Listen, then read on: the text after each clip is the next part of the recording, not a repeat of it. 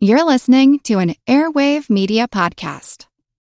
What's something you learned in history class that you feel like wasn't the whole truth? Better yet, what's something you didn't learn at all that was omitted completely? That's what I like to call redacted history.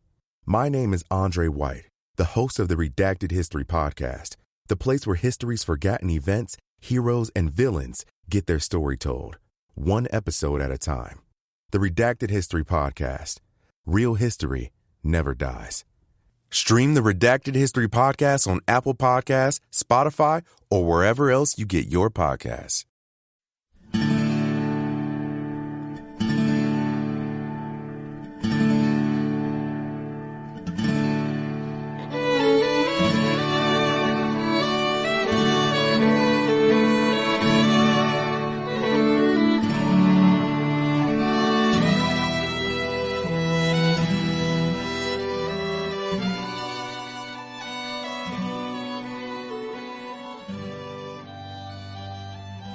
Hey everyone, welcome to episode 247 of our Civil War podcast. My name is Rich.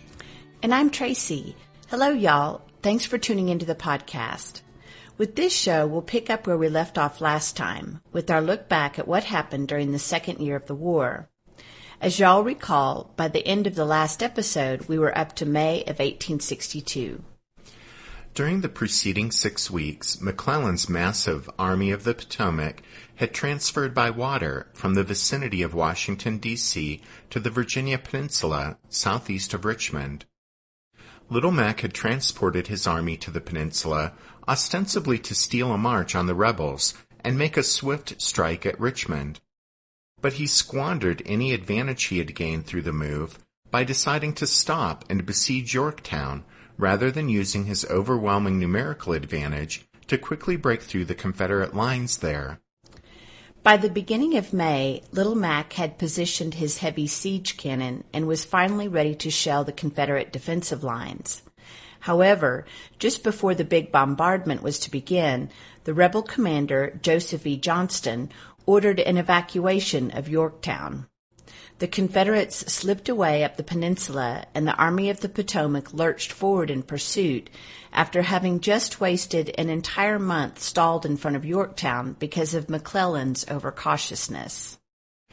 During the Confederate withdrawal up the peninsula toward Richmond, units from each army clashed in rear-guard actions at Williamsburg on May 5th and at Eltham's Landing on the 7th. The fighting at Williamsburg was surprisingly fierce, resulting in nearly 4,000 casualties. On May 9th, the Confederates abandoned Norfolk, and with the loss of the naval base there, 2 days later they scuttled the CSS Virginia to prevent her capture by the Yankees. Joe Johnston's retreat up the peninsula continued until the rebel army crossed the Chickahominy River just a stone's throw from Richmond.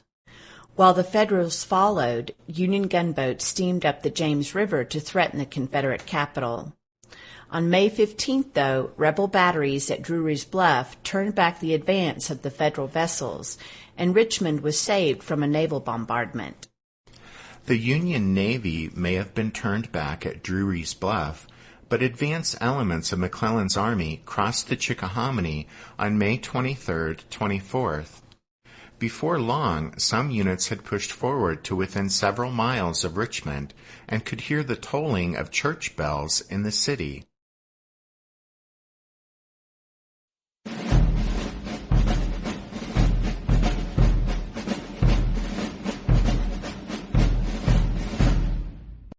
With the enemy at the gates of Richmond, Confederate President Jefferson Davis held a cabinet meeting attended by Joseph Johnston. When the discussion came around to a possible retreat of the Army, Davis's military advisor, Robert E. Lee, exclaimed, "Richmond must not be given up. It shall not be given up."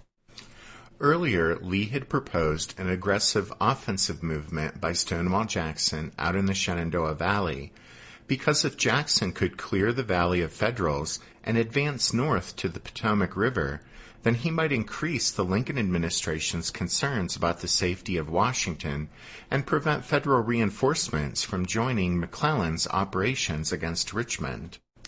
To that end, Jackson now moved to the western outskirts of the valley to strike the vanguard of Union General John C. Fremont's forces. On May 8th, Stonewall defeated the Federals at McDowell and then chased them into the Allegheny Mountains. From there, Jackson returned to the main valley, headed north, and united with Richard Ewell's division in order to attack the Federals in the Shenandoah, commanded by Nathaniel Banks. Jackson pushed his troops relentlessly, using speed and surprise to confound Banks. The Confederates routed a Union force at Front Royal on May 23rd. Jackson's 17,000-man Army of the Valley then overtook and defeated Banks' retreating Federals on May 25th at the First Battle of Winchester. The Federals fled to Harper's Ferry, while the rebels at Winchester gathered up stockpiles of supplies and equipment and made jokes about the generosity of Commissary Banks. Jackson followed the defeated enemy to Harper's Ferry and demonstrated against the Union defenses there. In Washington, Lincoln saw an opportunity to trap the overextended Jackson and ordered Federal troops, including some slated to join McClellan, to move against Stonewall. Stonewall pulled back just in time to narrowly escape the Federal trap, and his stunning string of tactical successes against the hapless Yankees in the Shenandoah Valley earned him everlasting fame. In a larger sense, by halting the reinforcement of McClellan's army in front of Richmond, he had also won a resounding strategic victory and helped lower the odds against Joe Johnston's army defending the rebel capital. Meanwhile, in front of Richmond, Johnston saw an opening for a strike against the Army of the Potomac. McClellan had divided his army, extending his right wing north across the Chickahominy to protect his supply line and to link up with the expected reinforcements from Fredericksburg. Johnston decided to attack the portion of the enemy army south of the river. It was a complicated plan that required the convergence of several columns. The effects of a drenching rain on May 26th-27th were compounded by a furious thunderstorm the evening of May 30th, and the swollen Chickahominy threatened to wash away the bridges that were the only links between the two wings of the Union Army. The Confederate attack hit the vulnerable Yankees on May 31st, but delays, confusion, and misunderstood orders played havoc with Johnston's plan. Fierce fighting south of the Chickahominy swirled around a crossroads at Seven Pines and a railroad station at Fair Oaks.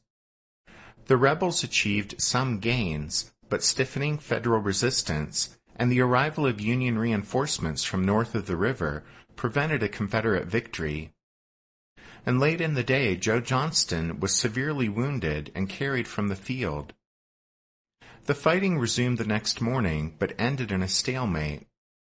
The Battle of Fair Oaks, or Seven Pines, cost both sides more than 11,000 casualties. After the fighting ended, the Army of the Potomac still remained standing at the gates of Richmond, but the most significant result of the battle was that with Johnston's wounding, Jefferson Davis appointed Robert E. Lee to command the rebel army defending the Confederate capital, and the new rebel commander wasted little time in beginning to plan Richmond's salvation.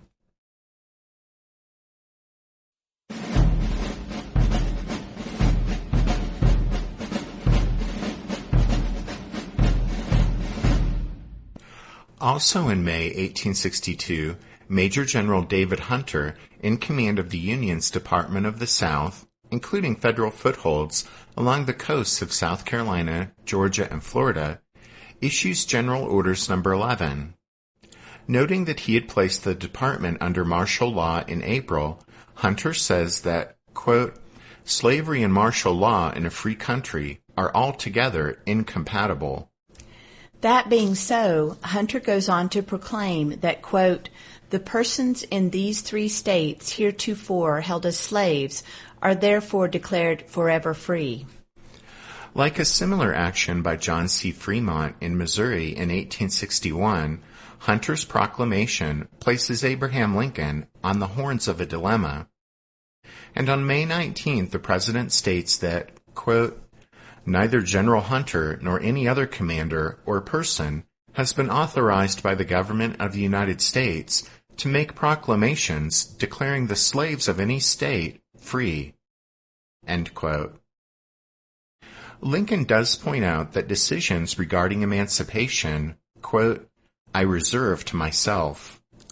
The president goes on to remind the nation, and especially the border states, of the possibility of gradual, compensated emancipation, and pleads with the people of the border states to reconsider that proposal.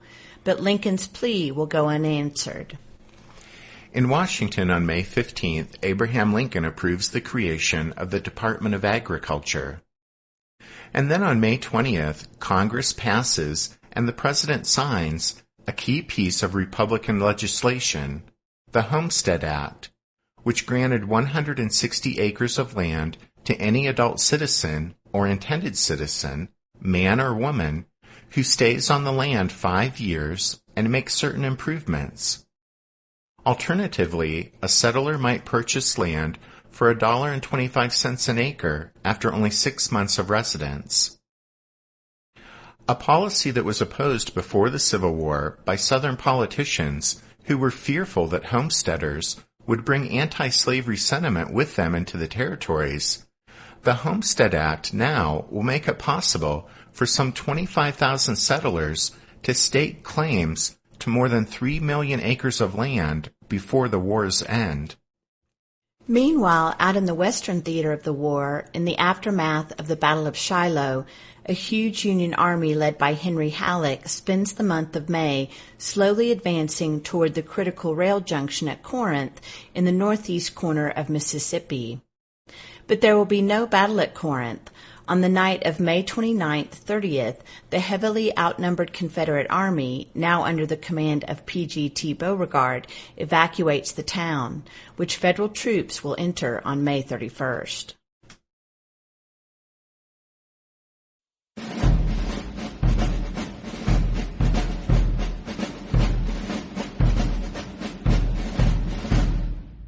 Did archaeologists discover Noah's Ark? Is the rapture coming as soon as the Euphrates River dries up? Does the Bible condemn abortion? Don't you wish you had a trustworthy academic resource to help make sense of all of this?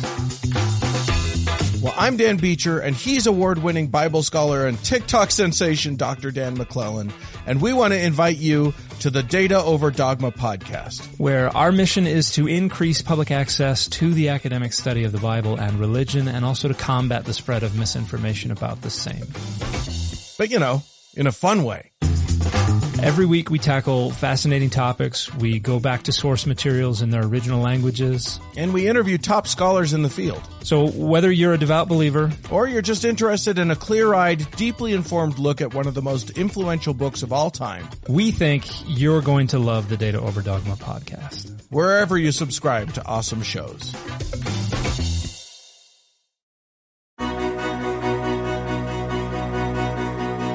History never says goodbye. It just says, see you later. Edward Galeano was right when he said that. Events keep happening over and over again in some form. And that's the reason I produced the podcast, My History Can Beat Up Your Politics. What is it? We take stories of history and apply them to the events of today to help you, perhaps, understand them better. We are also part of Airwave Media Network. I've been doing the program since 2006. That's a long time, and the show has a long name. My History Can Beat Up Your Politics. Find me wherever you get podcasts.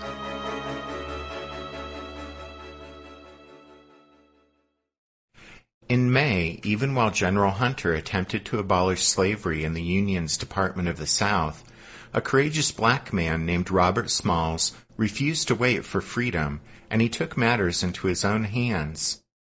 At Charleston, South Carolina, the Confederate side-wheel steamer Planter is transporting artillery guns across the harbor. On the evening of May 12, 1862, Smalls, a slave working as a pilot on Planter, bid goodnight to the ship's white officers as they went ashore and left the vessel and her cargo in his hands to be battened down for the night. Instead, Smalls takes on some passengers, his wife and children, and those of his brother John, who is another member of the planter's all-black crew. Then, in the wee hours of the morning of May 13th, Smalls quietly gives the order to cast off, and Planter begins a short but harrowing journey, running past the fortifications in Charleston Harbor to reach the Union blockaders patrolling just beyond. Any of the fortifications or blockaders could open fire, sinking the vessel and killing all aboard, because Smalls, his crew, and their passengers have vowed not to be taken alive by the Confederates. But Planter, a familiar sight in the harbor, sails unchallenged under the rebel guns, giving the correct signals on its steam whistle, then raises a white flag, which is recognized by the Federal warships. An eyewitness on the USS Onward will later report, quote, "When they discovered that we would not fire on them, there was a rush of contrabands out on her deck, some dancing, some singing, whistling, jumping. One of the colored men stepped forward and, taking off his hat, shouted, 'Good morning, sir. I brought you some of the old United States guns, sir.'" Robert Smalls and his crew will receive a reward for transferring this Confederate prize to the Union. And Smalls and Planter, which he will eventually captain, will provide valuable service to the Union for the rest of the war.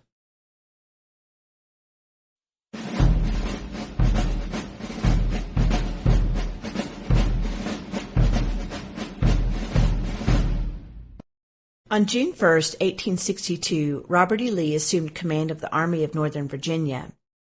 Lee's appointment marked a turning point in the war in the East, but few could have predicted where the road ahead would carry the Confederacy. Lee recognized that the static defense the Confederates had employed in Northern Virginia through the winter and spring of 1862 had to change. If they were to achieve independence, their main field army in the East had to seize the initiative, and that demanded risks. Inferior in its manpower and resources, the South couldn't win a lengthy conflict. Only audacity could stave off defeat and achieve nationhood for the Confederacy, and so Lee planned to follow the road that few, if any, other Southern generals dared to take. Wherever Lee looked, the Confederacy appeared beleaguered. McClellan's Army of the Potomac remained on Richmond's outskirts, threatening to end the war by capturing the rebel capital. In the West, Union gains were mounting. The Federals already occupied Corinth, Mississippi, and on June 5th they seized Fort Pillow, Tennessee, opening the Mississippi River as far south as Memphis, which surrendered the next day after the dramatic Battle of the Rams. Elsewhere, Federal troops occupied Jackson, Tennessee, and Baton Rouge, Louisiana, while threatening the important railroad hub of Chattanooga, Tennessee. In New Orleans, the Union General Benjamin Butler's harsh policies during the Federal occupation of the South's largest city were earning him the infamous nickname Beast Butler. In Richmond, Jefferson Davis admitted to the governor of Mississippi, quote, "My efforts to provide for the military wants of your section have been sadly frustrated." In an effort to turn the situation around, Davis selected new commanders, assigning Earl Van Dorn to the defense of Mississippi and Braxton Bragg to head the Western Department. In the Shenandoah Valley, though, there was cause for hope. Stonewall Jackson and his army eluded converging pursuers, turned and gave battle at Cross Keys on June 8th and Port Republic on June 9th. These two victories brought Jackson's brilliant Valley campaign to a close and made him the foremost Confederate hero at that point in the war. 3 days after Port Republic, Jeb Stuart and 1,200 Confederate cavalrymen started a spectacular ride clear around McClellan's army outside Richmond. Pushing his troops to their limits on the 4-day ride and confounding the Yankees, Stuart circled the Army of the Potomac and furnished Lee with valuable intelligence on Little Mac's dispositions north of the Chickahominy. Now came Lee's chance to seize the initiative. Stuart's reconnaissance revealed that McClellan's army remained divided by the Chickahominy, and the enemy's right flank, north of the river, was up in the air. That is, it wasn't anchored on a terrain feature. Lee decided to strike the Yankees north of the Chickahominy, and an essential part of his plan was Jackson's arrival from the Shenandoah Valley. The rebels would attempt to turn Little Mac's right flank, and thereby not just save Richmond, but destroy the Federal Army.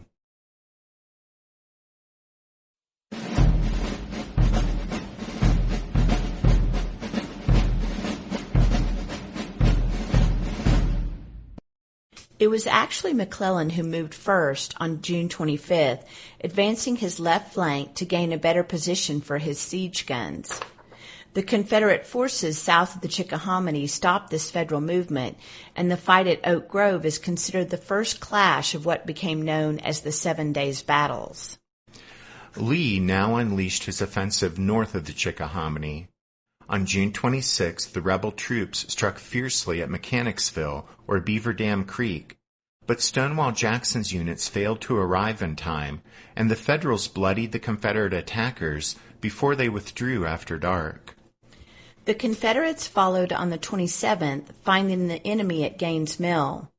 Once again, the rebels took terrible losses attacking the Yankees, but late in the day, the Southern infantry broke through the Union line, forcing the blue-clad defenders to fall back south of the river. McClellan was proving incapable of handling the Army of the Potomac on the defensive, and he tried to claim that this retreat across the Chickahominy was merely a quote-unquote change of base south to the James River. Lee tried to inflict a decisive defeat on the reeling Little Mac. Twice on June 28th at Savage's Station and on June 29th at Glendale, or Frazier's Farm, the Confederates attacked the Federal columns. But difficult terrain, faulty staff work, and Stonewall Jackson's oddly lethargic performance stymied Lee's plan to hit the retreating enemy with coordinated assaults. At both places, the Federals beat back the rebel attacks, saving their army from possible destruction. During the night of June 30th, July 1st, the Army of the Potomac withdrew to a strong position at Malvern Hill, just north of the James River.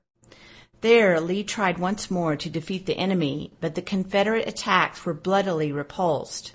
McClellan's lieutenants wanted the army to launch a counterattack, but Little Mac refused to consider it. Instead, he ordered the retreat to continue downriver to a fortified camp at Harrison's Landing. McClellan's performance as a general during the 7 Days Battles was abysmal, with his personal conduct at times being outright cowardly as he consistently absented himself from the scenes of actual fighting. Robert E. Lee's debut as commander of the Army of Northern Virginia was not without its mistakes, but to his credit, once Lee seized the initiative, he refused to relinquish it. Although his army had suffered serious casualties and had failed to inflict a crippling defeat on the enemy, Lee had nevertheless saved Richmond. In just a month's time, Robert E. Lee had altered the course of the war in Virginia. When Lee had assumed command of the army, one officer had predicted his boldness, stating that Lee was, quote, audacity personified. Indeed, the Army of Northern Virginia now followed a different trumpet, one that before long would summon it to carry its banners northward.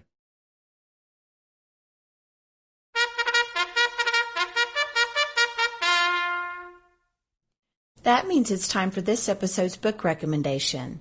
And our recommendation this time is The Peninsula Campaign and the Necessity for Emancipation, African Americans and the Fight for Freedom by Glenn David Brasher. Like last week, we thought we'd use this Year in Review show to re-recommend a book. And this was our recommendation for episode number 132, and was one of our favorite 1862 books. So, here you go. It's The Peninsula Campaign and the Necessity for Emancipation, African Americans and the Fight for Freedom by Glenn David Brasher.